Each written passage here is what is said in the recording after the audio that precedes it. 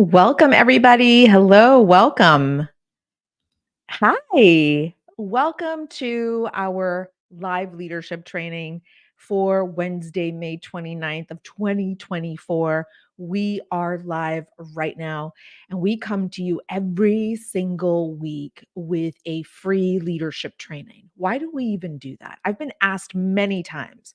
Why do you do this? Why aren't you charging for this? Why are you willing to do this every single Wednesday? Why is this so important? And listen, let me tell you, this is so important to us in the Institute, the Masters of Leadership Institute, which is a research, leadership, training, and development uh, organization where we do evidence based certification programs for our clients.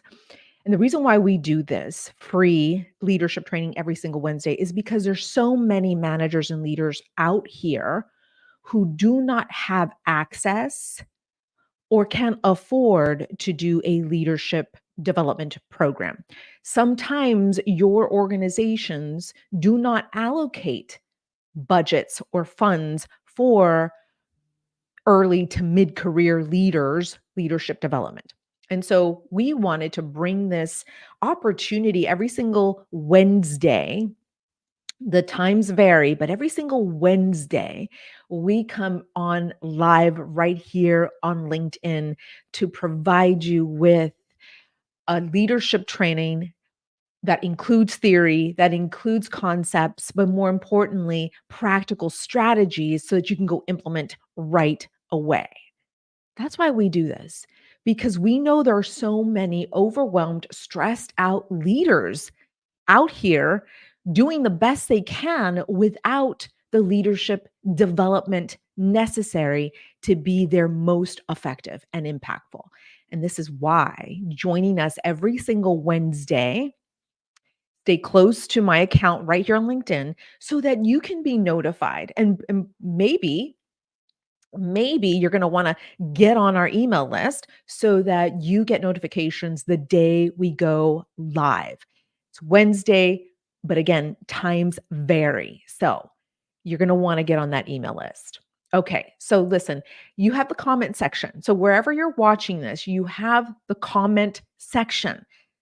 Post your questions, post your insights. Tell us what you want to know. Tell us what is ringing true for you. Tell us something that you're learning today. We want to hear from you. This is interactive leadership training. This isn't your old school workshop that you get in your organization. You know, the ones that you just, you're sitting in there and you're taking a ton of notes and you're not interacting and you're not asked to interact. That's different here. We're having a party here, a leadership party, because we want to make leadership accessible, affordable, entertaining, educating. Of course, we want to make sure that when you join us every single Wednesday, you are getting everything that you need to go put this into practice, to go put a strategy into practice. That is the whole point of joining us live every Wednesday. So if you're watching this replay, you're going to also want to engage and comment, because we're going to read them after this is over. And as you are watching these training videos on your own time during your work day, hopefully you are doing that during your work day. Now listen, for those of you who are cringing as I say that, that's okay. Listen, I have LinkedIn open on my desktop.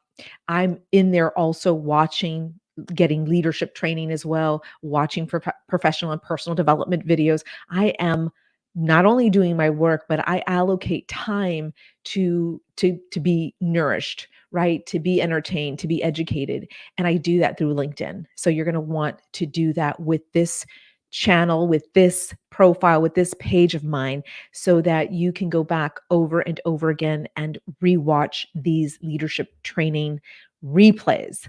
That's what I would want for you, especially if you're a manager or leader who does not have opportunities for leadership training and development right now. So let's get into our subject today. Today, we're talking about the leadership triad. Yes, the leadership triad. 3 critical variables of effective leadership. Three critical variables. And the reason why this conversation is important, why this training is important, is because so many of us leaders have been thrusted into leadership. I mean, let's take a poll here. How many of you raised your hand and said, "I can do this better. I want a leadership opportunity. I can do this." And you put your name in the ring. You put your name in the hat. You said, I can do this." And then here you are promoted. Here you are now in this leadership role. And you come to find out very soon that you don't have the skills to fulfill this role. You may not have the competence to fulfill this role. You may not even know anything about strategy, strategic planning, and execution. Three important things that a lot of new leaders tell me. They tell me, I raised my hand, I said yes to this opportunity, and now I don't think I'm good enough. I don't think I belong here. I don't think that I should have raised my hand to become a leader. I think they made a mistake, and I certainly made a mistake. And so the reason why we feel this way is because of something that's known as the Peter Principle, and that is written by Lawrence Peter, who is an author who wrote the Peter Principle. And what it states is people are promoted to the level of their current ability. So you know you were an individual star performer. Think back when you were an individual star performer. You were a high performer. You worked so well within the abilities, your current abilities of that role. But then someone said, you should be promoted. Let's put you in leadership. You then say yes, and you take on that leadership role. And then you soon realize, yikes, I'm in over my head. I don't have the competence. I don't have the mindset. I don't have the skills. I certainly don't know strategy, and I don't know what I'm doing here. That's because someone promoted you without the proper leadership training and development. So someone saw something in you and said, that's a high performer. I bet he can be this extraordinary leader manager. And then we soon realize, well, that was a mistake. That shouldn't have happened. Yikes. And so that's the difference between a high performer and a high potential. See, those of you who are high performers, who have the capacity, the potential to be great leaders, are doing really well right now. Those of you who aren't are failing, are not succeeding, are so overwhelmed and so stressed out that they have chronic burnout. These are the folks who are saying, put me back in with the rest of the team because I don't think I can do this. So high performers and high potentials are two very different things. And the Peter Principle shows us that we are promoting folks that have no business in leadership because they're not ready. They don't have the mindset, they don't have the skills, and they don't have strategy, which leads me to these three very important variables that correlate to effective leadership. Three variables that I discovered as I was conducting research. By the way, I am a public academic, I'm a researcher. And as I mentioned at the top of our time together, I am the founder and CEO of Masters of Leadership Institute. This is where we create evidence based certification and micro credential programs for our leadership clients. And we do this all through research. And so, as a researcher, public academic, and executive coach to some of the most incredible leaders on this planet, and working with hundreds of students and clients, I wanted to find a way, a framework, something so simple to understand. Not easy, but simple to understand because leadership is nebulous. It is abstract. You know, how you lead in one industry may be different in another industry, right? We have ways of influencing our teams based on the ramifications, the guidelines within our industries. And so I wanted to find a framework that any manager or leader could use.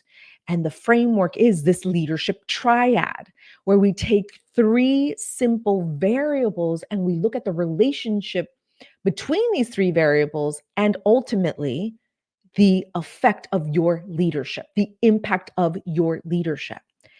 And these three variables are so important. So if you are finding yourself in a position of overwhelm and stress, I want for you to write down those three variables: mindset, skill set, and strategy. Because you, and I guarantee you could put anything that you do as a leader into these three variables. You can look at them as buckets, you can look at them as categories. They're variables.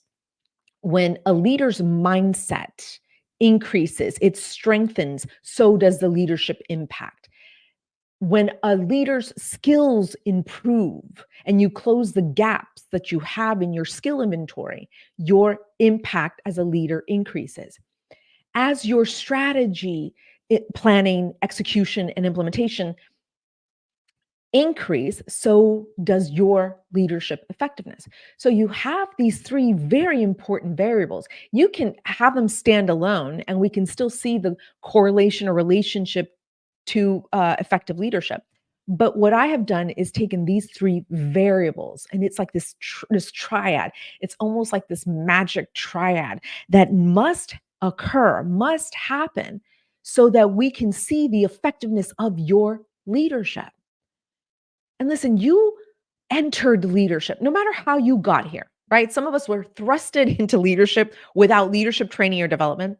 Some of us were thrusted into leadership, because you didn't have a choice. The person that was leading was ineffective, and you said, "Let's go. I can do this. I might as well do this." Some of you were attracted to the status, the position, the salary, and yes, the responsibilities that come with leadership. So, however you got here, you're here as a leader. And what I want for you to do as we're going through this training together, and I'm going to go through these three variables together and then open this up for any questions or comments. And again, in the comment section, you're going to want to do that right away.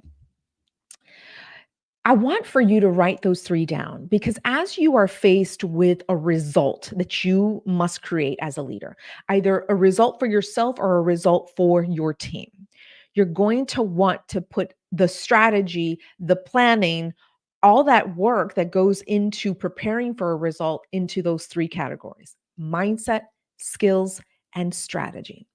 And what I like to do is I reverse engineer. So if my team and I have a goal that we want to accomplish, I look at that goal and then I look back at, well, what's the mindset? What is the mindset that I need to have? And the mindset that my team needs to have as we move towards accomplishing this goal together, right? Because the mindset is important. We're going to go into that in just a moment. And then I want to look at, well, what skills do I have as the leader that will help support this team fulfill that objective? And also, what skills do my employees lack? How do I help them close the gaps of their skill set so that we can move in unison and fulfill these objectives together? These KPIs, these performance measurements, whatever it may be, what are the skills that we have as a team and the skills that we lack? And oftentimes we like to assign the tactics or the tasks to our direct reports that have a specific skill set that is necessary to accomplish a piece of that project, right? So if you have a team of 12, you're looking at, well, who has the strength in communicating? Who has the strength in delegating? Who has the strength of negotiating? And so then as a leader, what I like to do is I like to assign those tasks to these individuals based on their strengths and their skills, but also keeping in mind it is my responsibility to support them in closing the gaps of these other skills. So this is about you being an active leader, not a passive laissez-faire leader. This is you being proactive. This is you knowing your team so well that you know their mindset. You know how one is going to respond versus the other. You know one's belief systems, one's attitudes, one's moods. You know your team well. And if you don't, you best start learning. You also know the gaps in their skills. You also, by now, hopefully, you know where they're deficient in. right? This is important as proactive leaders. You also know how they work under pressure. You know about their strategy. You know how they implement. You know how they execute. You know the results that they're going to create ahead of time. You can predict this because you are a proactive, self aware, highly emotionally intelligent leader who knows their team members. So these three variables are important. So you pick a result or performance measurement, and then you reverse engineer it. It's that simple, but it's not easy. It's that simple, but it's not easy. And it's not easy because there's so many people on your team, perhaps, right? Not only that, but a lot of us leaders lack self-awareness. A lot of us leaders don't think we have anything wrong with us. A lot of us have these blind spots. A lot of us think we've achieved, we have reached hierarchy, this is where we belong, and you can't tell me otherwise. But that's where we go wrong because if we can't see those blind spots for ourselves, I guarantee you, you will miss their blind spots. You will miss your direct reports' blind spots. And you don't want to do that. So the work begins with you, dear leader. These three variables are so important: mindset, skill set, and strategy. These three correlate to effective leadership. Start looking at the results you've created so far in your leadership. Performance evaluations are the first place you want to look at. How were you evaluated in this last budget cycle? How were you evaluated in this last fiscal year? You're going to want to look at the evidence of your impact. And if the evidence of your impact looks like less than average, it looks like status quo or subpar performance, you're going to want to look at the mindset, the skills, and the strategy that you have, right? This is important work. So you're going to do this for yourself first before you do this with your team. And by the way, once you do this for yourself, get the team involved. The next team meeting that you have, you're going to want to present these three variables to them. And you're going to want to dialogue with them. And you're going to want to ask them questions about their mindset, about the skills that they lack, about the strategy they have or do not have. I'm so surprised that so many managers and leaders do not have the training and development in strategic planning and executing. Now, I know you're probably saying, but they're not leaders or managers. No, we train our managers to start thinking like leaders as soon as possible. And so many of these emerging and even mid-career leaders don't know how to take a strategic plan of an organization and distill it down so it's aligned to their department goals. This is critical. And that's the third variable. Again, mindset is the first variable. Number two is the skill set. Number three is strategy. So if you're finding yourself overwhelmed and stressed out right now, you're going to want to look at these three variables within yourself and then your individual direct reports. This is important work. This is how we take nebulous, abstract leadership concepts and distill them down to three very simple variables. You can put everything that you do as a leader into those three variables. This is how we become better, greater, more impactful leaders, is we take these three simple variables and we start working through them. So let's talk about variable number one, the mindset. Now listen, if you're saying mindset, I don't have time to do self-awareness work. You can't afford not to do self-awareness work. It is the number one predictor of leader success. Self-awareness is the number one predictor of success. A Cornell University, along with a consulting firm, found that executive leaders were successful, were the predictor of their success, determined how self-aware they were. How self-aware they were. Mindset is about self-awareness. Here's what's important about self-awareness. It is a skill. If it's a skill, you can learn it, right? If it's a skill, leader, you can learn how to practice self-awareness. And that just takes conscious prefrontal cortex, executive decision maker work. And we do that in the Institute. We teach all of our clients to do that. Mindset is the foundation of these variables. I'm talking about 3 fundamentals. This is how you master leadership fundamentals: mindset, skill set, and strategy. But the foundation of your leadership practice comes down to the mindset. Mindset includes your perspective on leadership, right? Your mindset around your people and your direct reports. Now, let's be honest. There are a lot of us out here who do not believe in our teams. We don't believe in our employees. A lot of us out here know which ones are going to fail us ahead of time.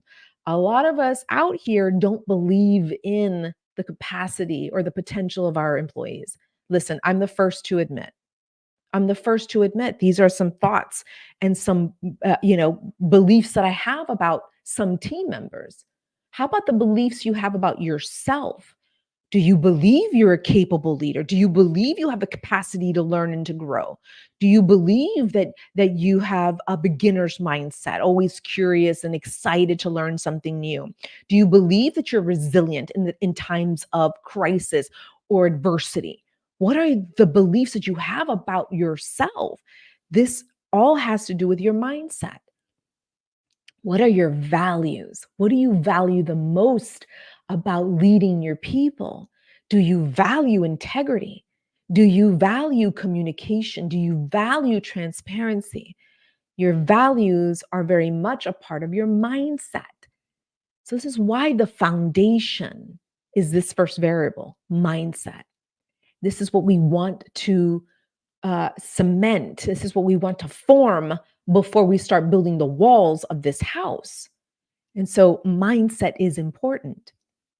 And so what we do in our leadership certification program, it's a 12-week capstone program, evidence-based certification program. We take our clients through several exercises. We take them through a vision exercise. We take them through a SWOT analysis. We take them through a KSA inventory. KSA stands for knowledge, skills, and abilities. And so we take them through these exercises because this starts opening up the mind to their beliefs about themselves and their teams, their own deficiencies, their own weaknesses, opportunities, and strengths, their own inventory, so that we know, right? It's almost like a self-reflection part of leadership. It's where we stop and start thinking for what are our gaps, what are our deficiencies, what do we need to close. And so it's really important work that we get to do right here in the foundation. And so I have a client who is extraordinary, who said, I want to be a speaker. I want to take my work and become a consultant. She's transitioning out of corporate America and is now moving into a consultant entrepreneurial journey. And she said, Denise, I am really self-aware and I know that I'm not a good speaker. I know that I could use some help in this area. And if it's a skill, like you said, and I can go learn it. And so what do I need to do? Because here's the result I want to create in my consultancy. I want to be the number one speaker that comes to mind for people when it comes to human resource development. And she said, I'm ready and I need to check my mindset. I know about my skill deficiencies and I know the strategy. And so I walked her through those 3 variables so that we can look at the end result she wants to create, the impact she wants to create. And we started with the mindset. And one of my biggest, most important piece of advice is stay curious with a beginner's mindset. I don't care if you've been in corporate America for 30 years. I do not care if you have a PhD in leadership studies like me. I do not care if you are the go-to person in your industry. You must keep a beginner's mindset so that you remain curious, you remain agile, and more importantly, you stay in this essence of excitement and fun. And again, curious, because when you're curious, you become creative, you become innovative, you start looking at ways to solve problems differently than before. So if you have a fixed mindset, good luck. You're going to want a beginner's mindset that has the elements of growth and expansion and innovation and creativity. So we started right there. That was the first thing that we dug into, is having the beginner's mindset. And of course, we looked at other areas of her mindset before then moving into skill set. And that leads me to, again, the second variable, skill set. And so when we look at skills, we're looking at important skills to fulfill your current role, but also skills to then guide you through this journey of capacity, right? Because your current abilities, the skill set that you have right now is only going to get you so far. It's going to stay right here at this level of your current ability, your current role. And so if you're looking into promoting or just becoming a better leader, you're going to want to look at the capacity you have to learn new skills, to hone skills, to close the skill gaps that you have. And so we do an inventory also in our leadership certification program. And we use the Learn framework. It's a framework I designed for my clients so that we can identify those gaps in their skills. So your current role is your current reality. Here's what you have. But what is the capacity that you have for more? That's what we want to look at as leaders. So if you want to be effective and you want to be more impactful, you're going to want to develop your skills. You know, skills like communication, skills like decision making, skills like critical thinking, skills like negotiating, which a lot of us use every day, and we don't even know that we're using negotiating skills with our teammates or with our direct reports. I mean, we're negotiating with our children every day. So just realize you're negotiating in the workplace as well. And so when we do this exercise, we're looking at ways to refine some of these skills. We're looking at ways to hone them, and we're looking at ways to close some of those gaps that we have. And the example I gave you with my client, who is an HR leader in her industry and is now moving into consultancy. We worked on her mindset, told her about the beginner's mindset, but also we looked at the gaps in her skills. And so presenting is a gap. She has some gaps that she identified in critical thinking. She identified some gaps in, believe it or not, communicating. And so she is now very tuned into those gaps that she must fill. And so if you want to excel, dear leader, check your skills, check in on your skills and do an inventory. And you can easily do that right now. You can write down the things that you lack. And we know our voids, we know our deficiencies, and it's time to practice some self-honesty if you want to be a better leader. So that's the second variable is the skill set. And then of course, the third is strategy. So strategy is so important. As I mentioned earlier, a lot of our managers and leaders don't know a thing about strategy. And then when we promote them into, mid-level leadership roles, they're clueless about what it means to design a strategic plan, to execute on that plan, and to iterate the process. Right. And so what we do inside our program, we have the strategic sync framework that I designed for my clients. This helps them right now, whatever role they're in, to take the organization's strategic plan and then align it specifically, almost like laser focused on how that department can align their goals with that strategic vision and plan that the organization has put forth. So it is great work. We practice critical thinking there, decision making thinking, of course, negotiating, communicating, all of these critical skills that are needed no matter what level of leadership they are in. They're being trained now to be prepared for those bigger, more impactful roles. And so with this client of ours, we looked at her vision.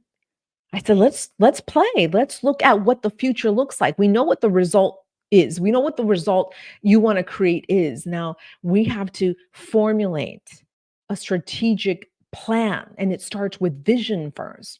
And so I walked her through that exercise, and we then had some strategies in place, tactics under each of those strategies, and she's executing on them right now. And so what are we going to do next? We're going to reevaluate the results that she's creating because we worked on her mindset, we worked on the skills, and we worked on strategy. And again, these three critical variables correlate to the effectiveness of her leadership or of her success or of the result that you want to create. So you can use this framework in so many areas, in so many different ways.